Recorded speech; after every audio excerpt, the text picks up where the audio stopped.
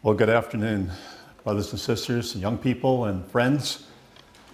If you've been looking at the screen for the last few minutes, you might have noticed there's a trembling going on. I thought that was kind of interesting, wasn't it? In the light of verse 20, that all the men upon the face of the earth shall shake at my presence. Well, we'll just take the power cord out. I think that takes care of the trembling. And we should be able to just look at this without trembling, because really we want to pay attention to this chapter. And I particularly wanted Ezekiel 38 to be read, because as far back as I can remember in my childhood, my parents being Christadelphians, this was the chapter, Ezekiel 38. And brethren came to us who were old enough to be my granddad, and they would always take Ezekiel 38. They'd go through the same thing. And Dad would go through the same thing. And now I'm going through the same thing. And my children are going through the same thing. And the grandchildren are now going through the same thing. We always go to Ezekiel 38. So it's something we should never tire of. And it's something we really need to pay attention to. This address will be light on how, but it will be heavy on why. Light on how, because I think, as you'll see as we go through this address, that you have to be very careful if you're going to try to tell yourself or show to other people how this will happen. But we certainly know why it will happen. And so I want to just progress on that point. Now, brothers and sisters, we must admit that we are very privileged. There was a generation, and there may be some people still alive who could say they, at the beginning, did not see the captivity of Judah and Jerusalem being changed from the centuries of time when the Jewish people were in captivity. But there's just a few of them, because almost every one of us that are here today has seen this happen, or it's happened just prior to our birth. Behold, as Joel says in chapter 3, behold in those days and in that time when I shall bring again the captivity of Judah and Jerusalem. Tel Aviv, from sand dunes to a major city in 100 years. So what we are seeing, quite apart from all the generations who read chapter 38 and did not see, we are seeing these things being fulfilled before our eyes. That puts us in a very privileged position, and it puts us in a position of having to make sure we live accordingly. But that has been one of the most wonderful passages, Joel 3, verses 1 and 2. Because you see, after he says, I will gather again the captivity of Judah and Jerusalem, I will also gather all nations. And that's one of the things we see happening today, is all nations troubled, trembling because of what's happening in the earth. Things happening every day, and new things happening. So that, I've been watching the news this morning just to try to make sure I hadn't missed anything overnight. That's the world we live in. There's just amazing things happening. But again, in Ezekiel 38, verse 8, it's not that we have to go to Joel. It says it here in this verse 8, that after many days thou shalt be visited. In the latter years thou shalt come into the land that is brought back from the sword, gathered out of many people, against the mountains of Israel, which have been always waste, but is brought forth out of the nations, and they shall dwell safely, all of them. Now, this is not the only two passages. These other passages all focus on this one event, that these people are going to be called back to the land of Israel, and when that happens, these other things can also happen. Now, you see, Ezekiel 38 doesn't require us to do a whole lot of research, because anyone who's read the Bible will know that you're reading names that have occurred in some other place in the Bible. That's the great advantage that Bible students have over people who maybe open the Bible for the first time at Ezekiel 38. Say, well, how can you make out of these verses what you're saying? Well, it's because in Genesis 10, we see those names: Gomer and Magog and Tubal and Meshech and Gomer and Togarmah, and add others as we go through the chapter. And these are the sons of Japheth. That maps, these ancient maps that we find, and certainly maps of people who have tried to study where peoples migrated to, are almost all talking about the north of Israel. And the Bible stresses this idea of it's the north. They come from the north. Well, if you take a line from Israel and you go north, you almost go right through Moscow. And so it's something that you can see very clearly if we just pay a little attention to small details. But when we come to, say, an atlas like Rand McNally, and you see a little note up here, you can see at the top of your screen, the descendants of Gomer occupied probably Germany, France, Spain, and the British Isles, that we're not straining things. We're not giving some unique interpretation. It's not as if these things were in doubt and there was a whole lot of question about it. That's where these people were. They lived in Europe. They lived north of Israel. And so Gomer and Magog and Rosh and Meshech and Tubal, they're nations up north of Israel. Now notice this, and this is one of the key things I think that Ezekiel 38 tells us. We don't go to the news and say, well, look what's happening, and then come to our Bible and say, no, where does it say that would happen? That's not the way we go at this. It's not the way John Thomas did it, who was trying to interpret this before Israel was back in the land. He noticed in Ezekiel 38, verse 4, it says, I will turn thee back and put hooks into thy jaws. I will bring thee forth, and all thine army, horses and horsemen, all of them clothed with all sorts of armor, even a great company with bucklers and shields, all of them handling swords. It's not looking at history and say, well, this is going to happen someday, and we just have to wait till circumstances bring it forth. Well, God's telling us, this is his work. I will turn thee back. I will bring thee forth. And so we might not see anything immediately leading up to it, but we do expect that God will do these things, and certainly it will come to pass. Again, in Daniel chapter 2, verse 44, in the days of these kings shall the God of heaven set up a kingdom. It's not just God saying, well, there's going to be a kingdom sometime in the future. He's saying in the days of these kings, God will intervene. And the God of heaven will set up a kingdom which shall never be destroyed, and the kingdom shall not be left to other people. It shall break in pieces and consume all these kingdoms, and it shall stand forever. Or in Zechariah 14, verses 1 to 3, behold, the day of the Lord cometh, and thy spoil shall be divided in the midst of thee. For I will gather all nations against Jerusalem to battle. The city shall be taken, the houses rifled, the women ravished. Half of the city will go forth into captivity, and the residue of the people shall not be cut off from the city. Then shall Yahweh go forth and fight against those nations, as when he fought in the day of battle. So from these passages, we can see that what we are expecting is God's intervention to do these things which his word says will happen. And coming back to Joel, just reinforce again that it said that in both those verses, that I will bring again the captivity of Judah and Jerusalem, and I will gather all the nations.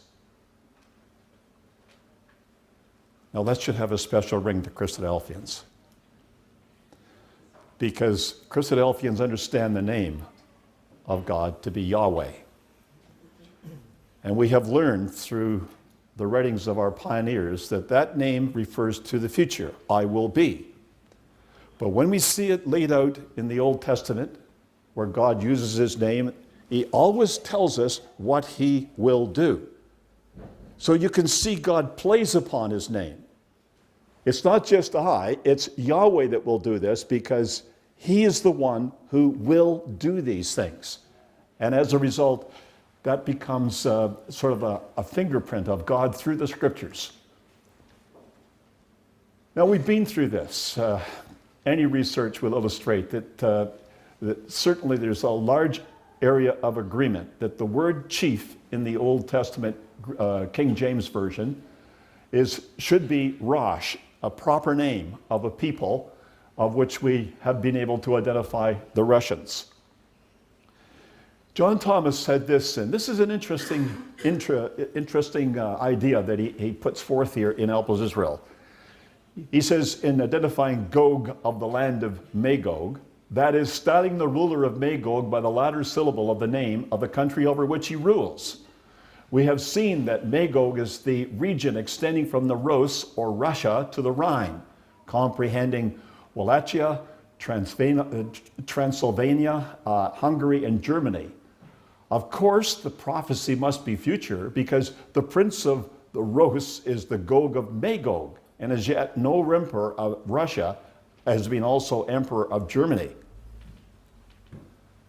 So you see, when you look at how these things are going to come to pass, and even what the Bible itself says, you have to be true to what it says. That this Gog of the land of Magog must be an emperor who was linking Russia and Germany. And many people have seen in times past what they thought would likely be this link, but yet we still wait to see that link, however it will come to pass. He goes on to talk about Gomer and all his bands, the house of Togarmah of the north quarter and all his bands. Many peoples of Europe with Russia is really what that's saying to us. And then, of course, Persia, Ethiopia, and Libya with them, all of them with shield and helmet. And you will see, I feel certain that as we go through all our talks today, you'll see these other nations mentioned in more detail. So, in just a summary of those few verses of Ezekiel 38, 2-7, this is what John Thomas went on to say in Help Us Israel.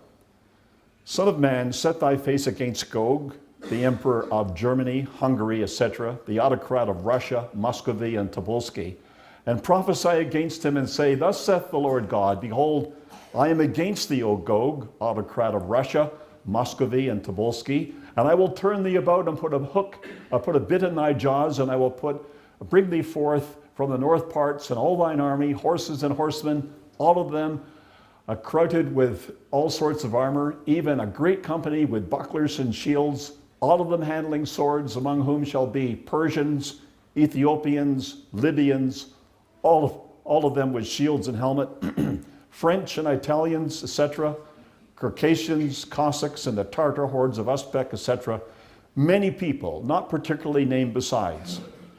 Be thou prepared, prepare for thyself, thou and all thy company that are assembled with thee, and be thou imperial chief to them. So in being more particular, even though we see a lot more than John Thomas saw, he was reading what he could make out of Genesis 10, Ezekiel 38, and as a result, he mentioned all of those names of nations. Yes, I think you can see that a little easier today. The idea in verse 7 of Ezekiel 38, be thou prepared, prepare for thyself, thou and all thy company that are assembled unto thee, be thou a guard unto them. And Russia seems to be going out of its way to illustrate they are going to protect their citizens. It's interesting just to see where Russian citizens are, not the least of which is Israel itself, for the number of Russians that have come from Russia to Israel, so that it's a significant part of the Russian population. If they really had this policy intact everywhere, we might see a lot more of those kinds of missiles protecting their citizens. Now that there's some work to be done on this is obvious from this rather recent map of NATO and Europe. So the blue countries are the NATO countries, and you can see, if you certainly can remember back to the Warsaw Division of Europe, that NATO nations now reach far more into Eastern Europe and towards Russia, and that this has become quite a sore point for Russia to have to deal with the fact that these nations on the western border of their nation used to be Warsaw Pact countries. We've got a lot of movement to see there, but we never know how long it's going to take. And we have for years thought that this could happen very quickly because of just the ability of the Russian nation and the hostility of the Russian nation towards its enemies. If you can remember back to 1957, well, some of you will remember that, and certainly remember that headline, though it may not have been that in your paper. It's here. The Soviet fires Earth satellite into space. It's circling the globe at 18,000 miles per hour. The sphere tracked in 4 crossings over the US. Well, American citizens and the American government sort of went wild at this, because in the 50s there were these huge bombs and missiles being developed. And to think that some foreign nation, hostile nation, could send a little thing right over top of your country and you couldn't do anything about it, started a lot of things, not the least of which was going to the moon in '69. So we've seen rather spectacular things happen rather suddenly, and we've noticed what has taken place in reaction to them. I can well remember the significance of this. Like, when you get a bomb that's 100 times bigger than Hiroshima, the one dropped in Hiroshima or Nagasaki, and they say, well, we have enough bombs to kill everybody in the world many times over, you see the madness of it. And that's where the idea of mad came from, is that this is absolutely madness to ever have weapons like this. But that's the world we live in. And not only is the world we live in, it's interesting how many times Putin has raised this issue recently, that he has nuclear weapons, and that if they were pushed, they would use them. So it's not as if, it's a thing of the past. We don't have to concern ourselves anymore about it. This was a major concern to the Americans, not so much to the Canadians, but certainly to the Americans, when Khrushchev decided that he was going to send his missile boats to Cuba and establish just on the southern fringe of the United States a group of hostile missiles. And you can see the plan there they had to intercept them. And fortunately, I suppose, the Russians decided maybe the best thing would be just go home. And they did. Now, this is an indication of how we saw this in the 60s. This was a chart that was painted in Australia here. It was a chart I had in my use during the Six-Day War, 1967. In that Six-Day War, we were in Queensland. We were using this chart, and we were trying to illustrate those points to the audience. It was exciting times. I don't think I've ever had any time or an opportunity to speak that was so exciting as it was during the Six-Day War, to be talking on that to a public audience. And of course, we didn't know initially what was going to happen as to whether Israel was even still there, because the original and initial ideas coming out of Egypt, which was just plain propaganda, was that they had significantly entered into Israeli space and were beating the Israelis back, only to try to get Jordan into the war, until finally we somewhere during that week, we heard that no, it was the very reverse of this, that Israel had sent their air force to knock out many of the airplanes and the defenses of Egypt at the very beginning of the war. A very different thing. But it was an exciting time. Now, that's what we said. That was, you really agree with everything that you can see on there or not. That was the chart that we were using, and it was just typical of the charts. If you looked at what we were saying about Russia, it was Russia advances to world conquest, increasing communist peril challenges the West, 23 wars against the Reds in 20 years since World War II, 1,000 million held under communism, domination of a quarter of the world's land area, 20-year average of 1 million enslaved each week. Reds believe they will conquer the world in 20 years. Massive stockpiling of terrifying war weapons. Coming Russian invasion of Israel will plunge all nations into World War III. And same passages. When we went down into parks in Toronto, in Allen Gardens in particular, And we didn't use that particular chart, but we went down with those ideas. We had an audience. You could go down into the park in the 60s, and it was a place where anybody was allowed to speak between 3 and 5 in the afternoon, something like your Sydney domain. And people would be there by the hundreds. It's just a matter of trying to interest them enough to stay with you, but there would be hundreds of people there. People with their Bibles. People could tell you a little bit about their Bibles, but not anymore. They don't know enough about their Bibles to even be aware of these things. So it's a very different world. In the 70s, you might know those two brethren. Brother Maury Stewart on the left, and Brother Perce Mansfield on the right. And that was just Maury's set that he went on television with. Program was called This Is Your Bible.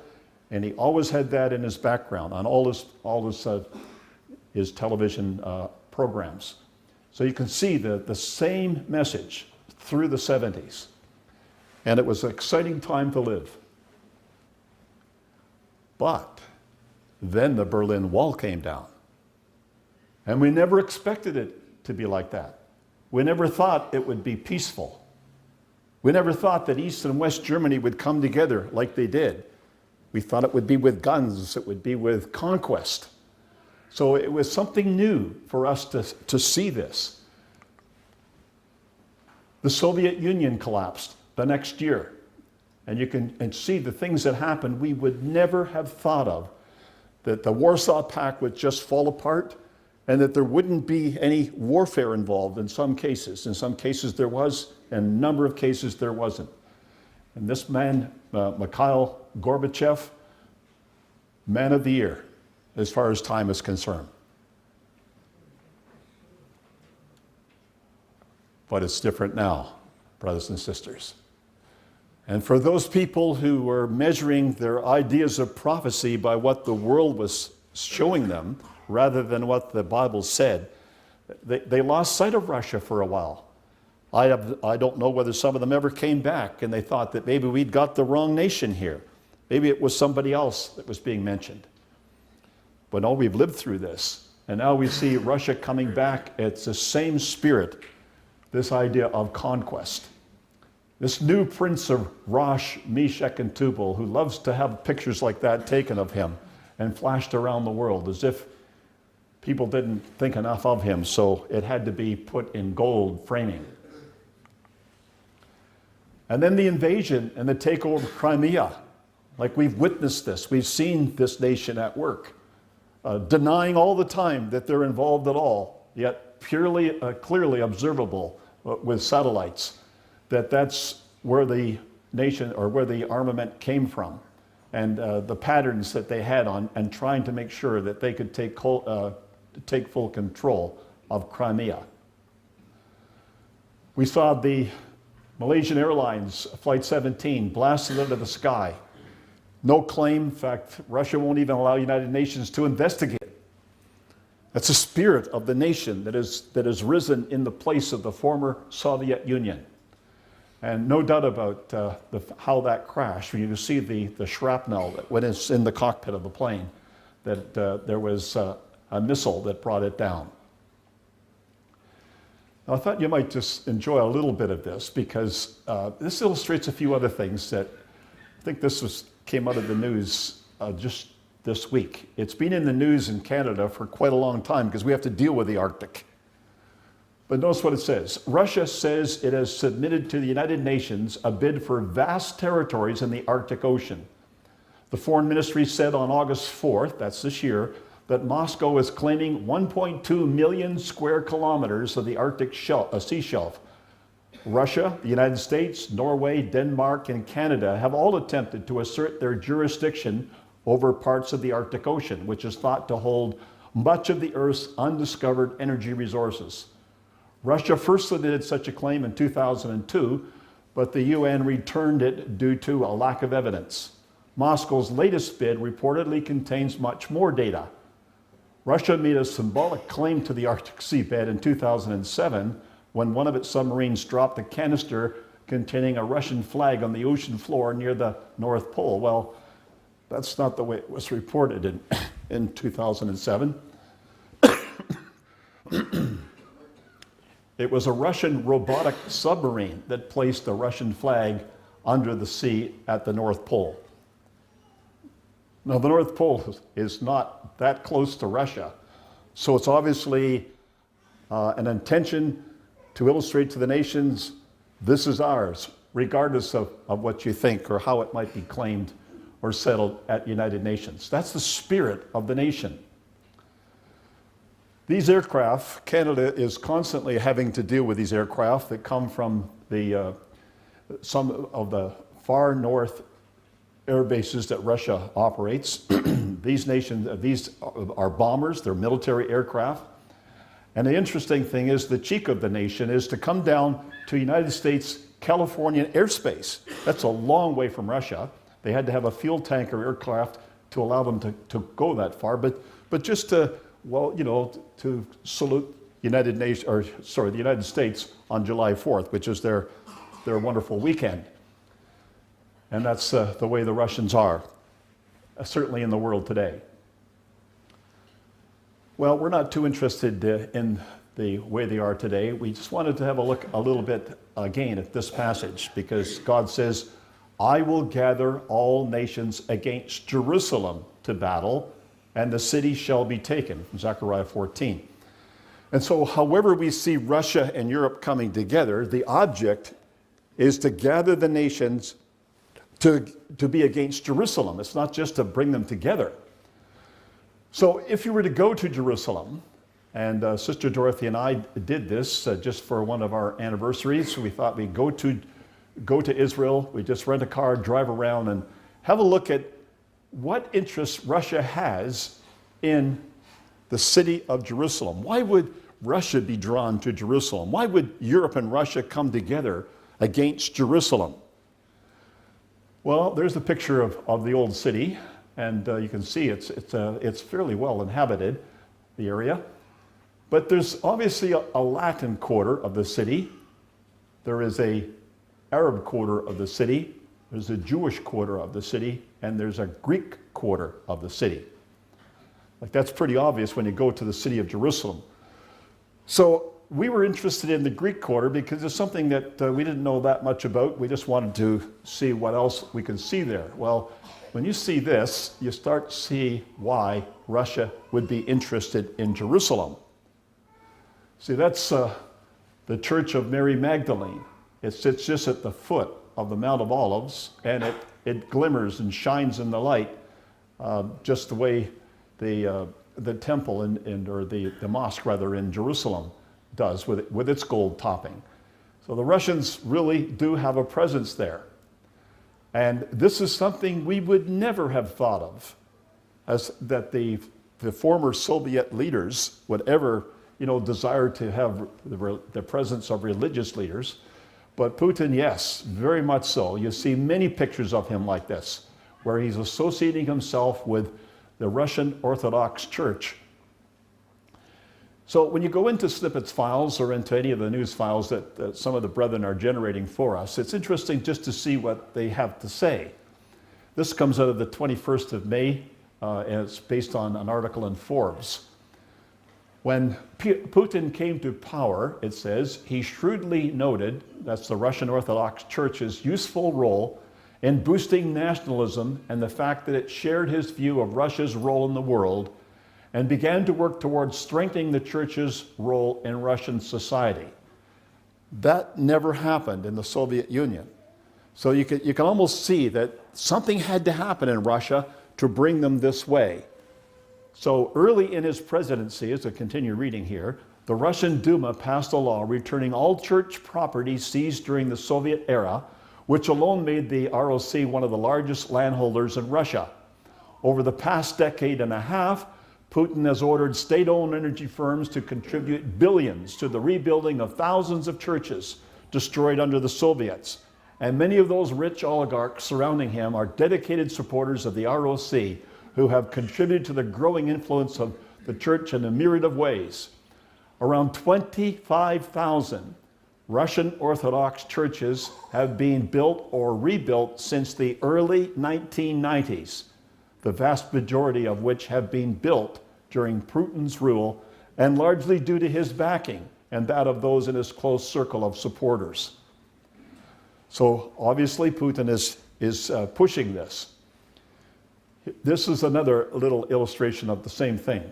And it goes on. It gets really quite intriguing as you see what he's up to.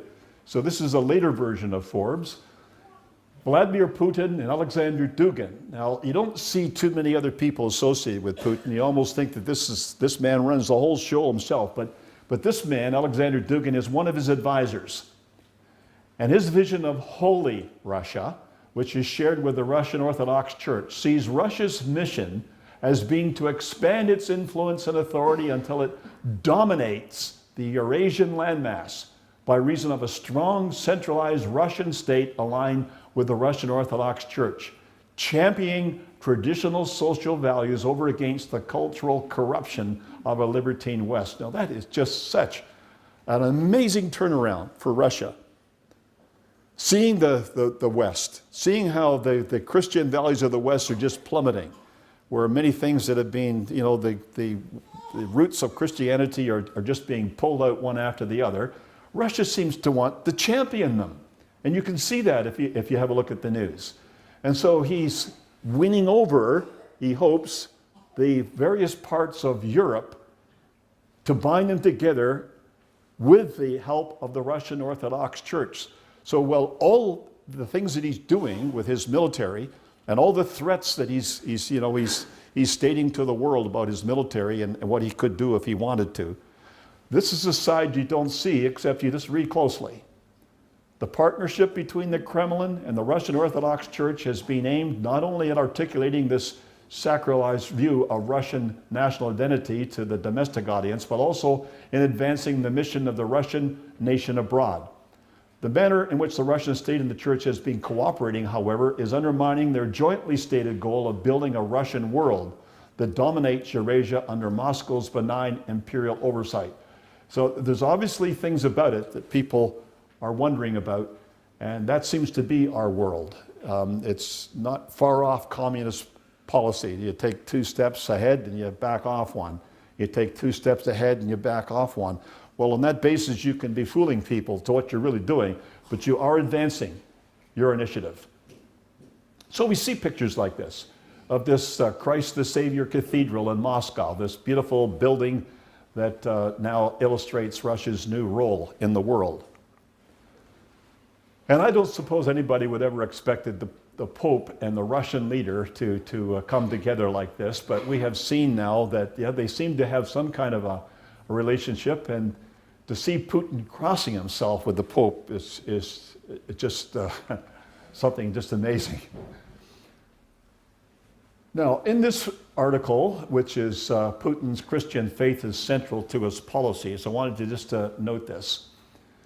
It says, and Putin gained firm support and endorsement from that inveterate and most intransigent anti-communist, Alexander Solzhenitsyn. Before his death in 2008, Solzhenitsyn praised Putin and stated that he believed Putin's personal acceptance of Christian faith to be genuine. American Ambassador William Burns visited Solzhenitsyn in 2008, shortly prior to his death, and quoted him as saying that under Putin, the nation was rediscovering what it was to be Russian and Christian. And you just can note the article there. Just going on the next paragraph. Well, initially following the Yeltsin pro-American and pro-Western lead in foreign policy, Putin was also aware that Russia was undergoing a radical transition from a decrepit and collapsed communist state to the recovery of some of its older traditions, including a mushrooming, vibrant return to traditional Russian orthodoxy, a faith which he has publicly and personally embraced. But you don't believe everything that you read in the news. We've learned that. Because in some cases you can read these things, even though they're filtered out by brethren, and you say, well, that's kind of interesting, that seems to be a new direction, and then find a few months later that the very opposite is being reported. I mean, people should not be gullible about the news at any time. That propaganda is one of the main instruments that people use to get their way, is to float an idea where people think this is what they're up to and then do something which may be almost opposite to it to actually achieve what they're trying to do. So whether there's anything in this about Russia or not, I don't know, but it would seem to me that he has a very crafty way in which he's dealing with Europe. That's probably the way we most often hear, is the European dependence on Russian energy. And I've seen maps and maps of pipelines going from Russia throughout all of Europe. And you just wonder, well, why would people have done this? If they really have known Russia for what it is, why would you make your nation dependent on Russian energy? And you never can forget that God says, I will do this. And when God does some things, many times its nations just seem to be silly. Almost as if they weren't thinking, or they didn't have their eyes open when they did something. But yeah, they're tied up with Russian energy. And this pipeline that we often hear about, the South Pipeline, and just can't be too sure where it's going, although I guess we can be a little more certain where it's not going. It's the top route there. You can just see on the diagram here, there's a route across here going into Bulgaria. And then the more recent route is this one here, this black route, which comes down and goes into Turkey first. And then notice, goes across Greece and then across into Italy. So Russian energy coming from the south to go into Europe. There's a north pipeline, there's other pipelines, and then there is this south pipeline, because Russia seems to want to make sure that, well, they get their gas and their oil, but I would think more importantly that they're dependent on Russia.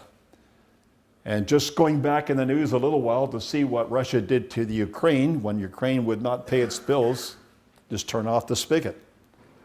If you turn off the spigot in the wintertime, that's almost a crime against humanity, because that just means a lot of people can't live.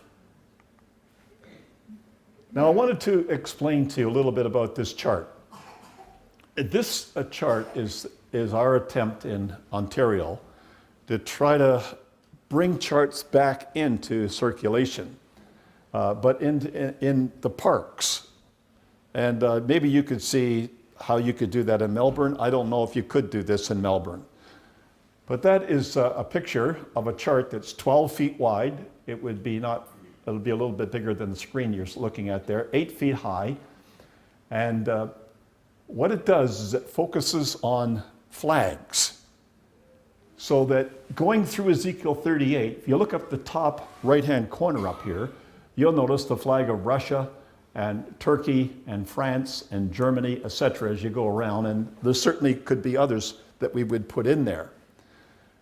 And then you see the flag of Israel, and I can't quite see that. Oh, Egypt and Jordan. And then you have the flags down here of the United States and Australia, Britain, Canada, and Saudi Arabia. And then you have these ones out here, the Vatican, Europe, China, and United Nations. Now, if we didn't have anything other than those flags, and you said, oh, well, what we want is one brother to take a flag and to stand up in the park and take the flag from a flag stand, take it and put it in the front of the chart and tell the audience why you got that flag.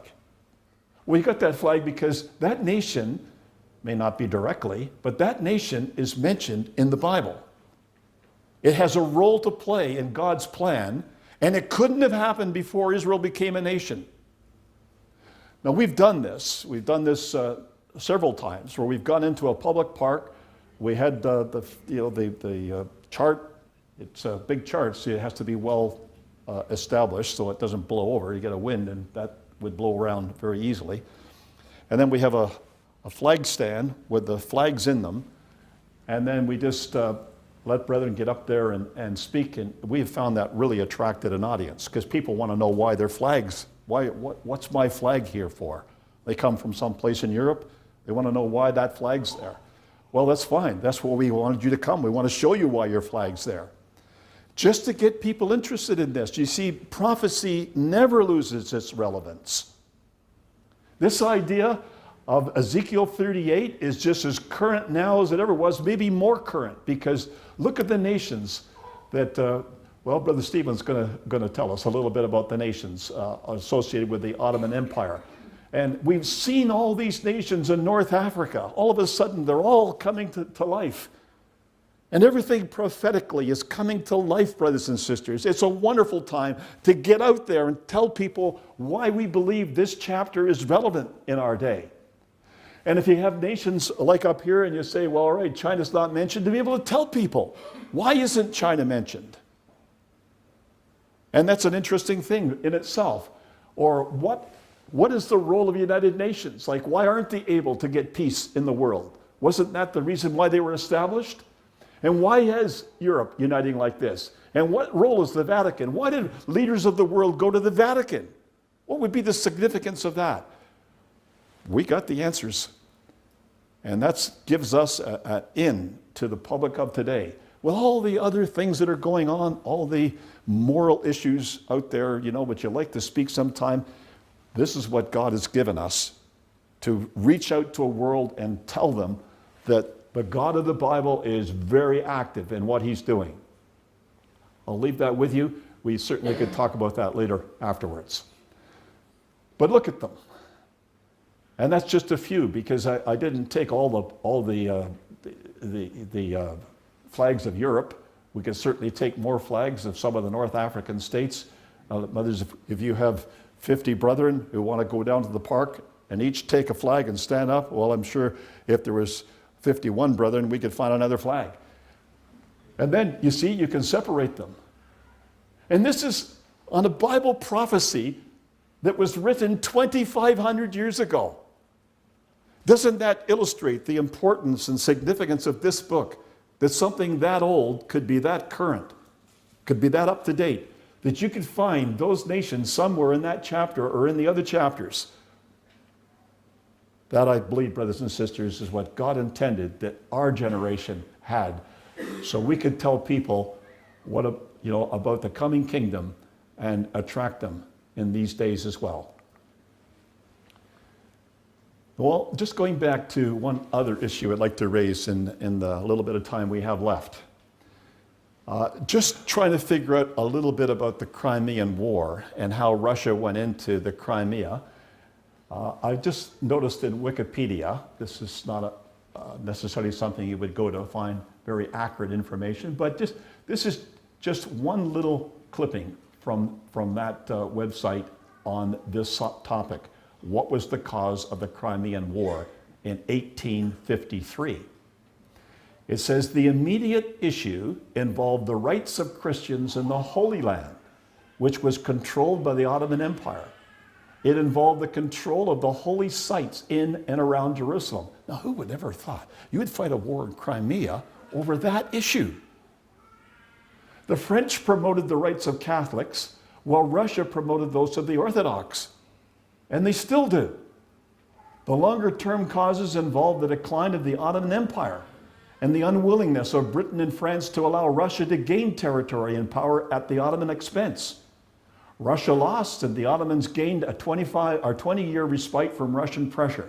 The Christians were granted a degree of official equality, and the Orthodox gained control of Christian churches in dispute. Russia survived, gained a new appreciation for its religious diversity, and launched a reform program with far-reaching consequences. But what I wanted to bring to your attention in quoting this was the idea of the holy sites in Jerusalem, because that's one of the big questions we have to answer, is why would Russia and Europe join to go down to Jerusalem? We're not really all that interested in Russia and Europe joining, but in joining to go down into Jerusalem. And these holy sites are still there and still really cause a lot of concern. So one of the things that Sister Dorothy and I did when we went to Israel is we wanted to find out what was in this place. Why would anybody fight over this place? The Church of the Nativity in Bethlehem. That's kind of interesting if you go underneath. If you go in this building, for instance, this new part of the building is Roman Catholic. But if you go to the old part of the building, it's Orthodox. It's Greek. So here you've got a building where you got Greek and Orthodox, you got Russia and say Western Europe actually looking at this site and seeing this as an attractive place. Well, if you go down, if some of you probably have, there's a grotto. You go down underneath and there's this little tunnel. And this tunnel leads you to a place where you see a silver star on the floor. And the Greek Orthodox tell you, oh, that's where Jesus was born, right there. This is Bethlehem. And they claim that's where Jesus was born. This is the church floor was here, or at least the part where Jesus was born was right here. The church was built up, obviously, afterwards. However, having looked at that and say, well, that's kind of interesting. If you turn around, all you got to do is just turn around. Over here is a manger. And they have a little doll in the manger, and the Catholics say, but that's where Mary put him after he was born.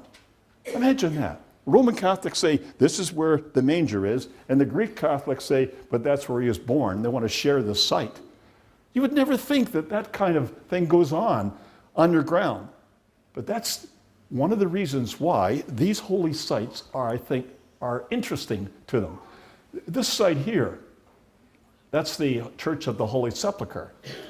But I saw something there that I didn't see in Rome. We went to the Vatican. We went through that place just to see what was going on in there and what they were trying to attract people to. But in this site, when people came to the site, there was a stone. And I was amazed to see people falling down and kissing this stone. I saw them kissing an image in Rome, in the Vatican. There was this statue of Peter, and they were coming in. And some people were rubbing their hands over it. Other people were kissing it. I thought, well, I don't know how these people live very long. But in this particular place, they were kissing a stone because that apparently, in their mind, was the stone where Jesus' body was wrapped before he was put in the sepulcher. Now that's what goes on in these buildings. And you can see how that, however we think about them, and what we think they're, just a building waiting to come down.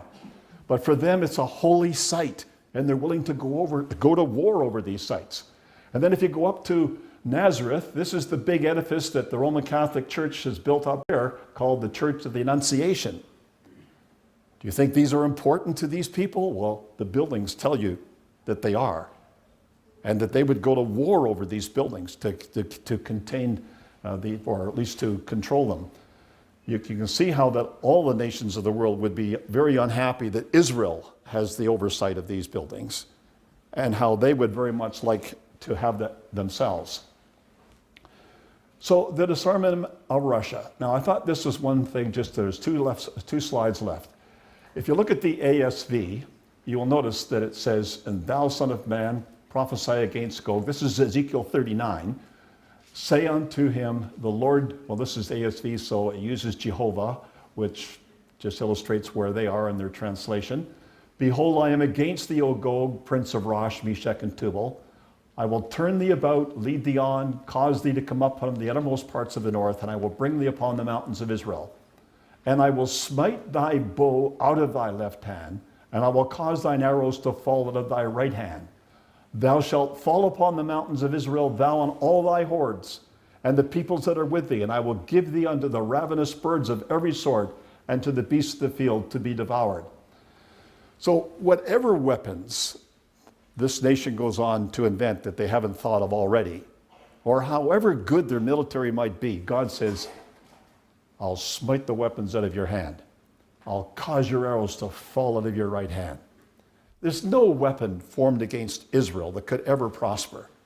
So it's not a matter of fearing Russia. It's just a matter of seeing that these things will come to the end that the Bible has for them. Thou shalt fall upon the open field, for I have spoken it, saith the Lord Yahweh. So why will Russia and Europe come together? They're coming together as certain because the author of the Bible, who knows the future, states that it will happen. Yeah, that's where we rest our case. That's the foundation of our case, is that the Bible states it. That's what we think about the Bible. It states it that authoritatively that we can say that. To accomplish his purpose with his people of Israel, he will bring them together. So it's not as if God has a great purpose with Russia or with Europe, but it's with his people. And he will bring them together for that reason. Europe will have reason to invade the Middle East under Russian leadership. And we will await to see that if there's more things than we have noticed so far. And at some time, they will be attracted to Jerusalem to attempt to take control and to divide the spoil. But as we've seen the Word of God tell us, all nations will find Jerusalem a burdensome stone, especially those who rise up against her. So brothers and sisters, as we've looked at this introductory subject, it's ongoing, it's alive. We got a lot of things to look at, and a lot of things to tell people and attract them to the God of this book because of how accurately he's been able to state this 2,500 years ago. Thank you.